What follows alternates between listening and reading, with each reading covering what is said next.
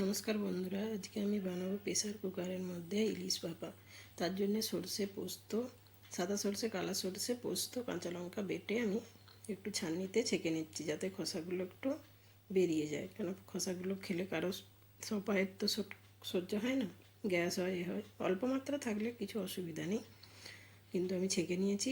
ছেঁকে নেওয়ার পরে তার মধ্যে আমি হলদি গুঁড়ো, গুঁড়ো লঙ্কা দিয়ে দিলাম, নুন দিয়ে আমি বেটেছিলাম ওটা। এবার প্রেসার কুকারের মধ্যে আমি ইলিশ মাছ এটা দিয়ে দিলাম। এবার বাটা মশলাটা দিয়ে দিলাম, দিয়ে এর মধ্যে আমি কাঁচা লঙ্কা দিয়ে দিচ্ছি, নুন দিয়ে দিলাম পরিমাণ মতো, যার যেমন লাগবে সেই হিসাবে দিও।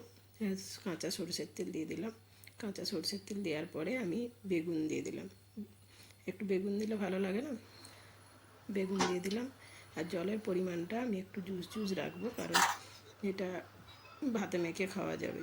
প্রেসার কুকার সিটি লাগালে হবে না, এটা সিটিটা দিবে, তারপরে বন্ধ করে দিলে, সিটিটা বেরোতে দিলে হবে না।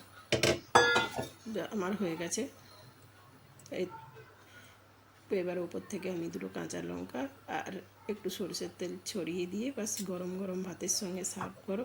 দারুণ লাগবে বন্ধুরা, একবার অবশ্যই বানিয়ে দেখবে।